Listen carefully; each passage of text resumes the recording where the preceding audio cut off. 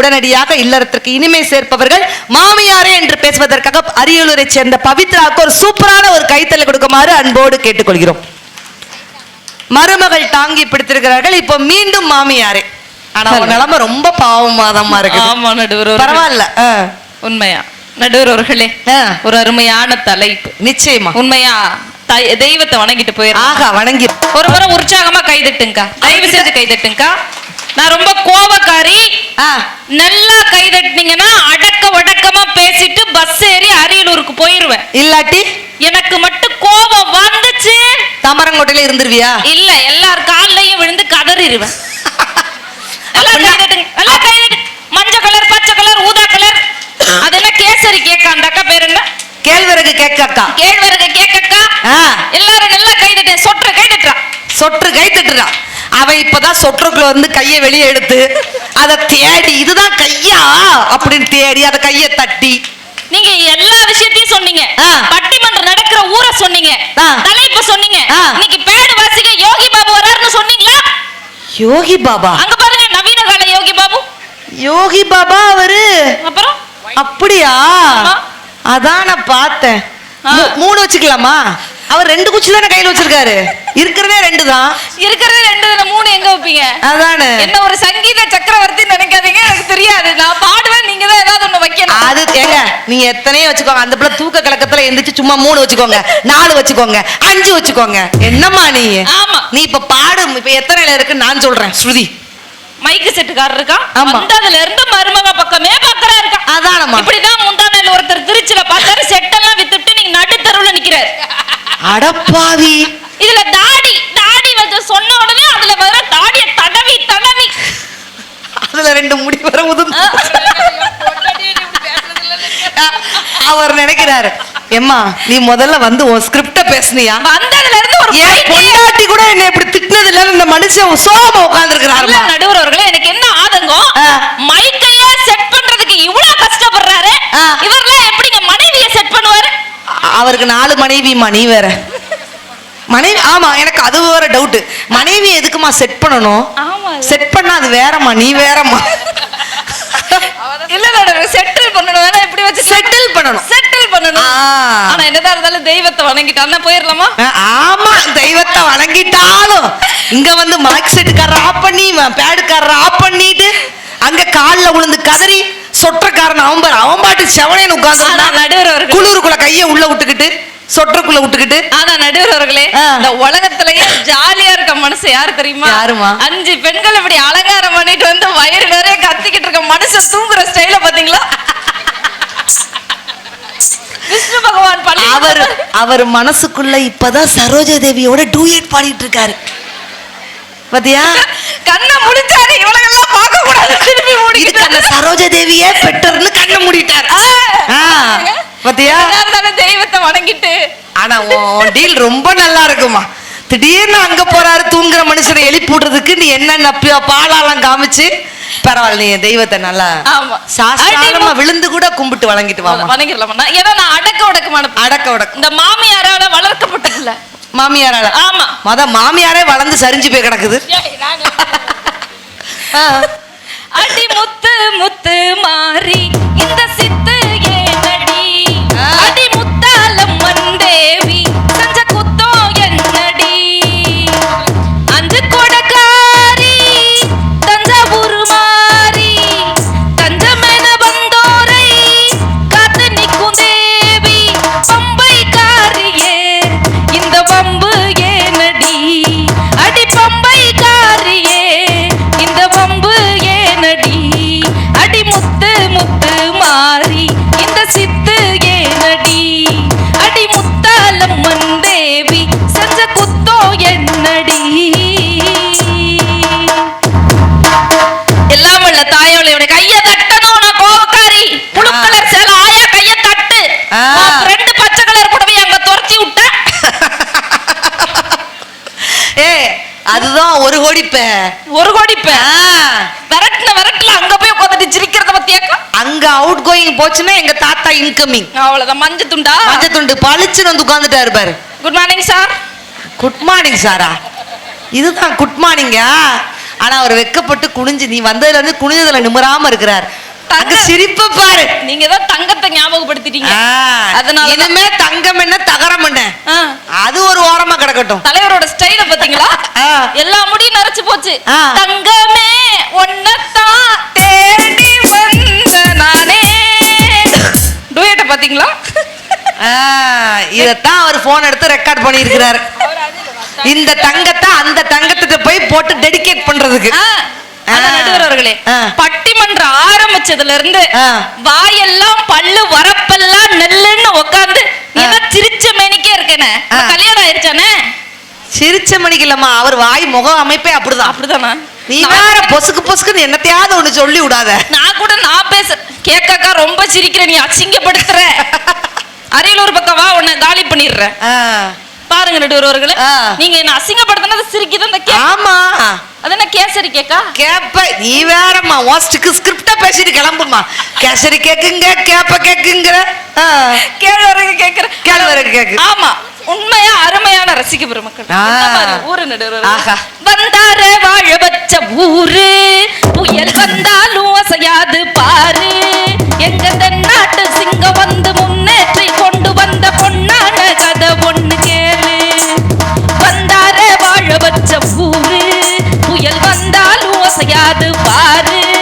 எங்க தென்னாட்டு சிங்கம் வந்து முன்னேற்றி கொண்டு வந்த பொன்னான கதை ஒண்ணு கேளு.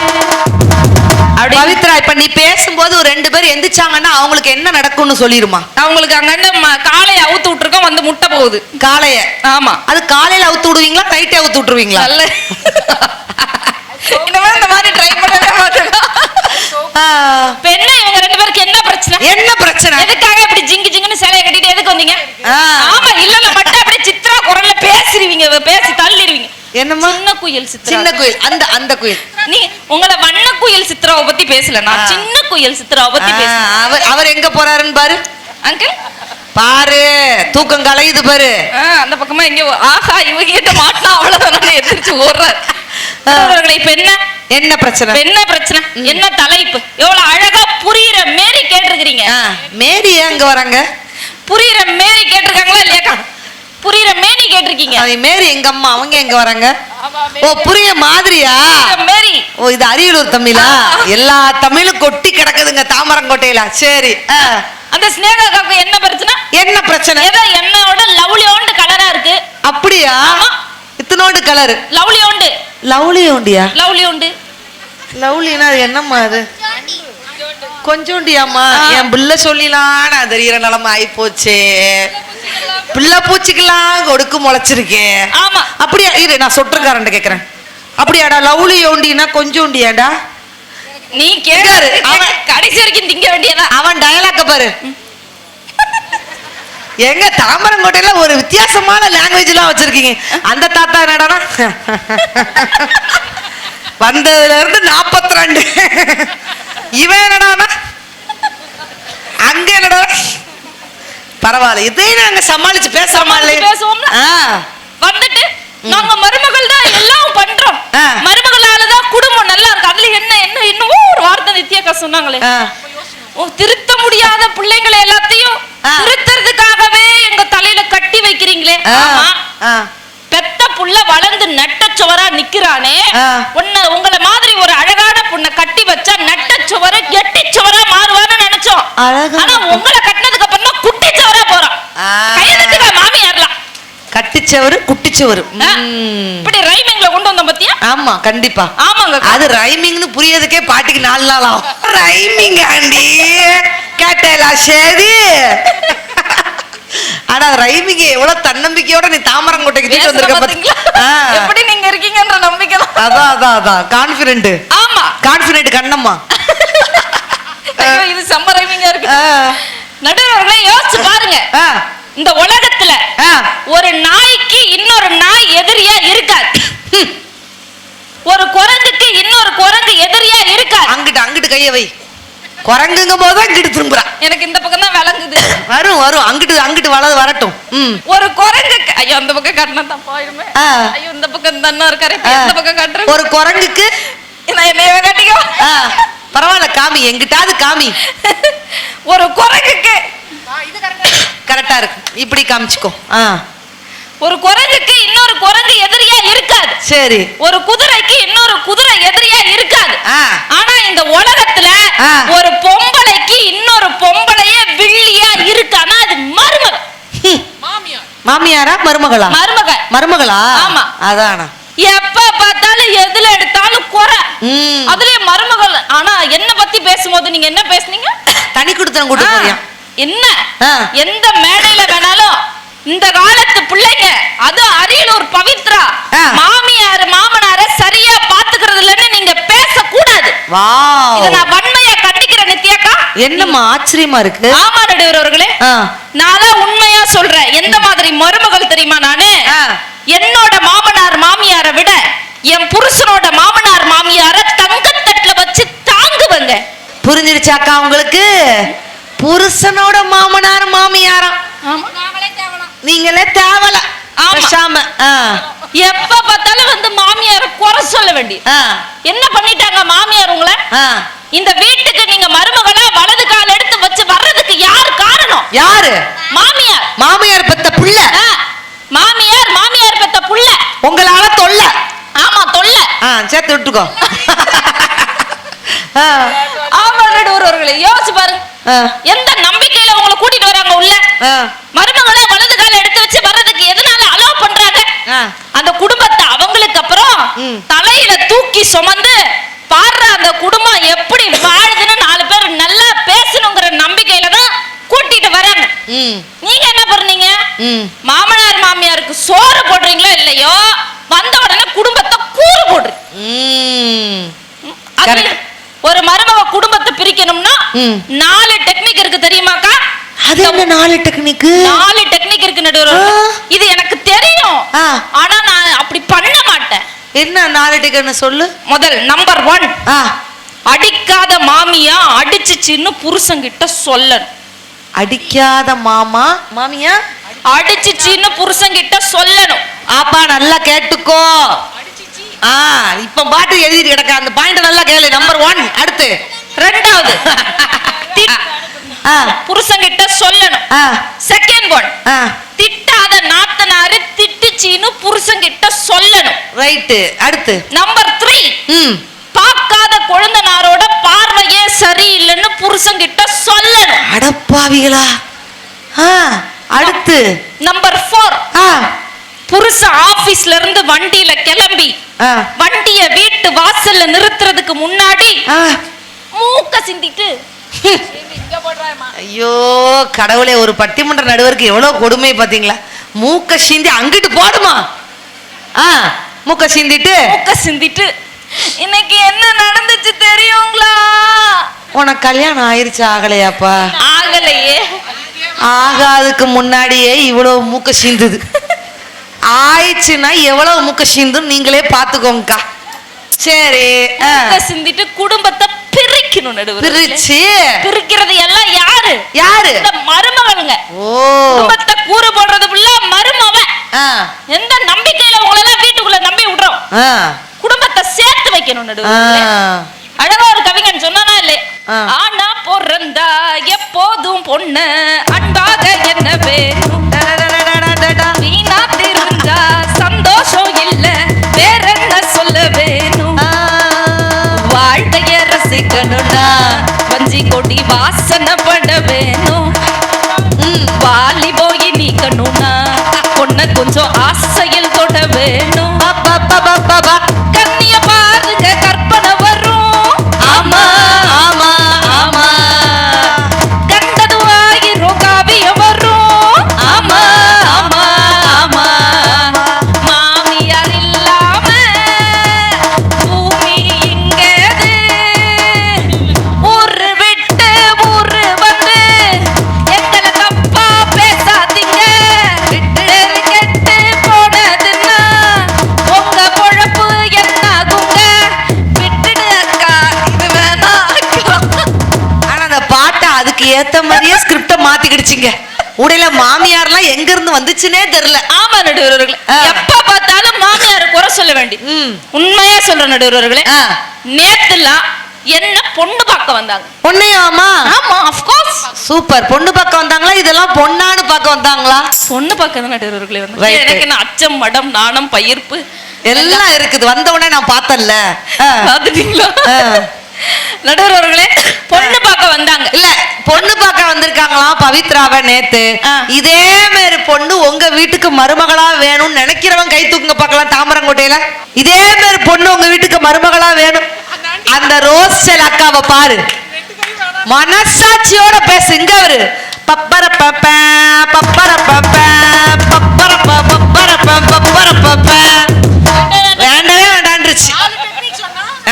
ஆனா அந்த அது எதுக்காக அந்த பப்பா பந்த தெரியுமா? நீ அந்த 4 டெக்னிக்ல முதல் டெக்னிக் சொல்லும் போதே கையை எடுத்துருச்சு. பப்பர பப்பான்ட்டு. ஆத்தாடி, இந்த மாதிரி உண்மையிலே பவித்ரா ஒரு ரூல்ஸ் போட்டிருக்குக்கா. நான் போற வீட்டுல இழுத்தரைக்க அம்மியும் இருக்கக்கூடாது, அந்த மாப்பிள்ளை பையனுக்கு மம்மியும் இருக்கக்கூடாதுன்னு ரூல்ஸ் போட்டிருக்கு. அந்த அக்காவை பார்த்த உடனே சின்ன மாமியா மாதிரியே இருந்துச்சு. அப்பே தெரியும் நீ வில்லத்தனம் பண்ணுவேன்னு. சின்ன மாமியாரா? அப்படியா? பாத்தீங்களா? பப்பர பப்பான்னு வேணான்னு சொல்லுதுக்கா. ஆமா, யாருக்கு நஷ்டம்? அப்புறம் நீ மூக்க சிந்தி பாடுவேன். அங்க அங்க நான் கூப்பிடுவோம். யாருக்கு நஷ்டம்? இந்த ஊருக்கு நஷ்டம். ஆமாங்கா. எப்ப பார்த்தாலும் பாருங்க, எப்ப பார்த்தாலும். ஆமா, இப்ப என்ன பொண்ணு பார்க்க வந்தாங்க. பொண்ணு பார்க்க. ஆமா, பொண்ணு பார்க்க வந்தாங்கம்மா. கொஞ்சம் வளைஞ்சிருச்சுக்கா. ஆமா, பொண்ணு பார்க்க வந்தாங்க. ஆமா, பொண்ணு பார்க்க வந்தாங்க. பொண்ணு பார்க்க வரும்போது பொண்ணு என்ன கொடுக்கணும்? என்ன? காஃபி, டீ கொடுக்கணும். காஃபி கொடுக்கணும். எஸ், டீ கொடுக்கணும்.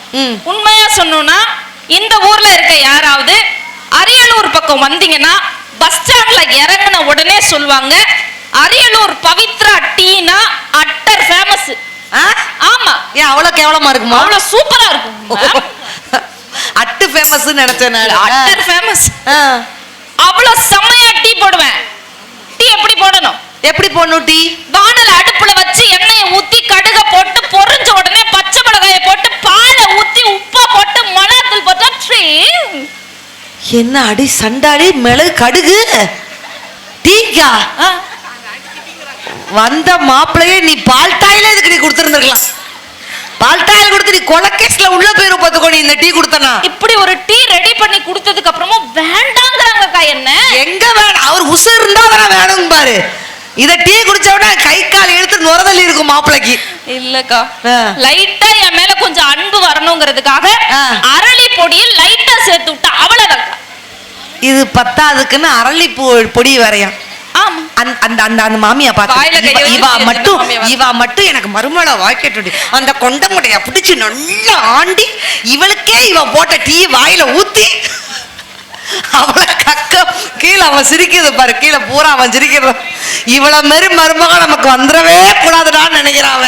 ஆனா எனக்கு அது கூட பரவாயில்ல. அந்த சொற்றுக்கெல்லாம் என்ன புரியுதுன்னு உளுந்து உளுந்து சிரிக்கிறான்னு தெரியலக்கா. அவனுக்கு அந்த டீ அவன் டீய குடிச்ச மாதிரியே சரிஞ்சு கிடக்குறான் பாரு. அந்த டீ குடிச்ச மாதிரியே சரிஞ்சு கிடக்குறான். ஆமா, இப்படி டீ குடுக்கும் போது அப்படியே மனசுக்குள்ள இருந்து ஒரு பட்டாம்பூச்சி பறந்து வந்து அப்படியே அழகா ஒரு பாட்டுக்கா. ஆமா, செத்து போயிருவான் பிற வானத்துல பட்டாம்பூச்சா பறக்க வேண்டியது. பட்டாம்பூச்சிடி நீ பட்டாம்பூச்சிடி, கொட்டா கூச்சிடி நீ கொட்டா கூச்சிடி, பல பலன்னு மினுக்குற பவள கண்ணாடி. ஒருத்தன் டீய குடிச்சிட்டு இழுத்துட்டு கிடக்கான். இந்த நேரத்துல இந்த பாட்டு ஒரு தன்னம்பிக்கையோட ஒரு பட்டாம்பூச்சி சத்தியமாக அரியலூர் பவித்ராக்கு கான்பிடென்ட் கண்ணம்மா அப்படிங்கிற ஒரு பட்டத்தை தாமரங்கோட்டையில கைத்தட்டல் மூலமா அந்த பிள்ளைக்கு கொடுத்துடலாங்க.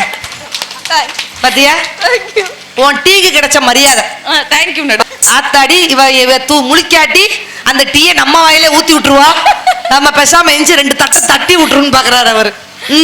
ஆமா நடுவர்களே, இந்த டீ அப்படியே கொண்டு போய் கொடுத்த. சரி, கொடுத்ததுக்கு அப்புறமா எங்களை மாதிரி ஒரு மாமியா வந்திருந்தது. சரி, வந்து கேட்டாங்க, பொண்ணுக்கு ஏன் நெத்தி நீளமா இல்ல, புருவம் வளைவா இல்ல, மூக்கு நேரா இல்ல, வாயு கூரா இல்ல? யாருக்கு சப்போர்ட் பண்ணி பேசுற? மாமியா இருக்குதான்.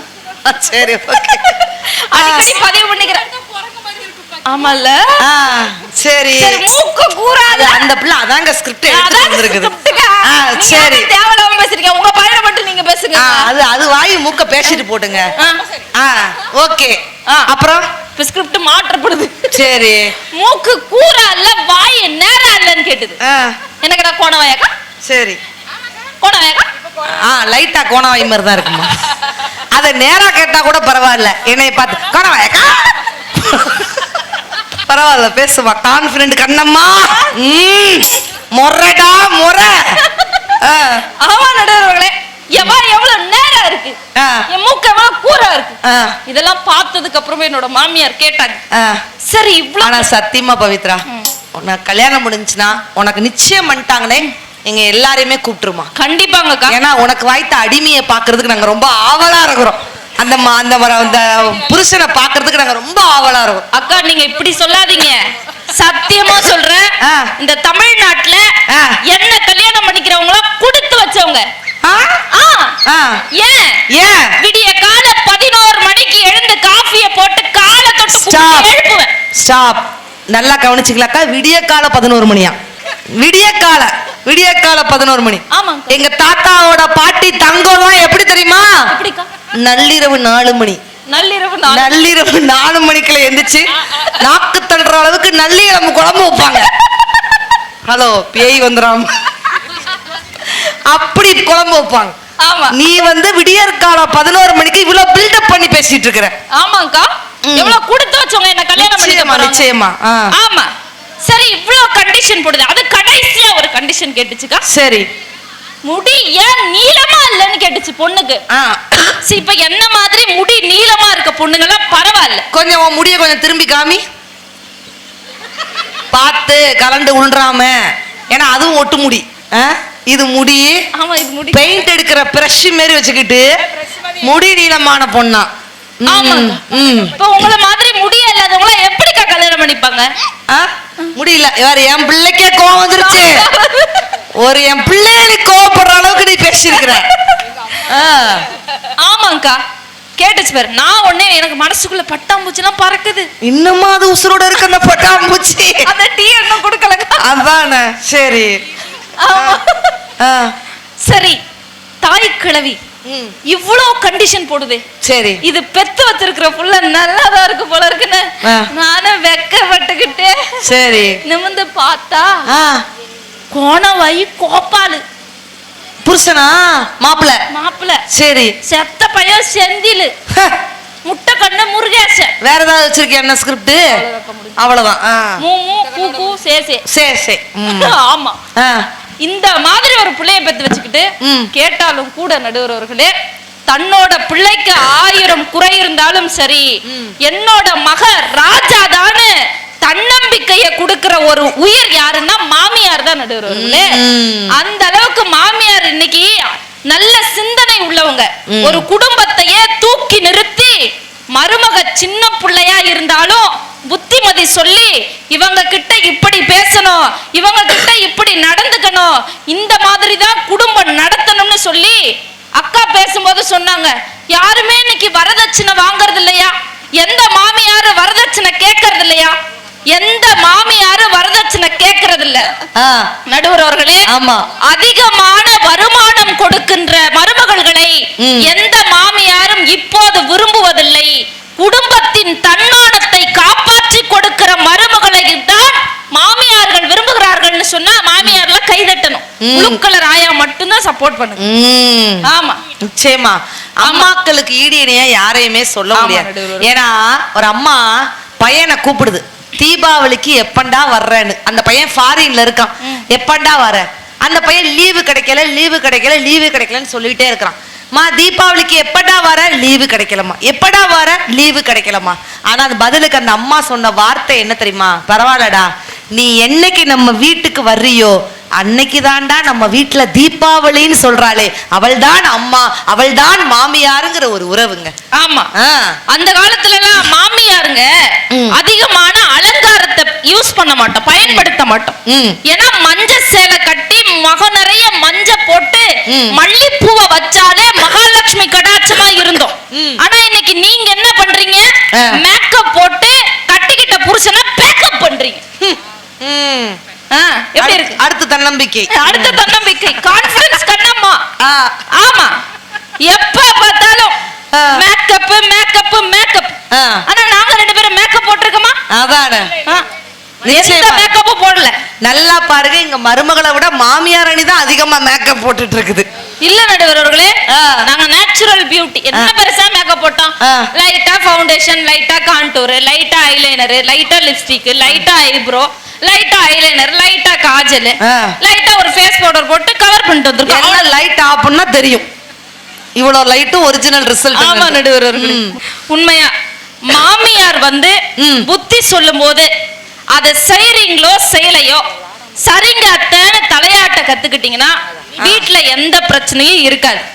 மருமகள் வந்து ஏதாவது தப்பு பண்ணும் போது அதை ரொம்ப வன்மையா சொல்லாம, மனச கஷ்டப்படுத்துற மாதிரி சொல்லாம, இத மாத்திக்கடா தங்கம்னு ரொம்ப மென்மையா சொல்ற மாமியார்கள் இருக்கின்ற வரைக்கும் குடும்பம் என்னைக்குமே மகிழ்ச்சியா இருக்கணும்னு சொல்லி எந்த வகையில் பார்த்தாலும் நடுவர் அவர்களே, ஒரு குடும்பம் மகிழ்ச்சியாக இருப்பதற்கு காரணம் மாமியாரே என்கிற நல்ல தீர்ப்பை வழங்குவீர்கள் என்ற நம்பிக்கையில் வாய்ப்பளித்தமைக்கும் வாய்மொழி கேட்ட உங்கள் அத்துணை பேருக்கும் நன்றி பாராட்டி விடைபெறுகிறேன். நன்றி, வணக்கம்.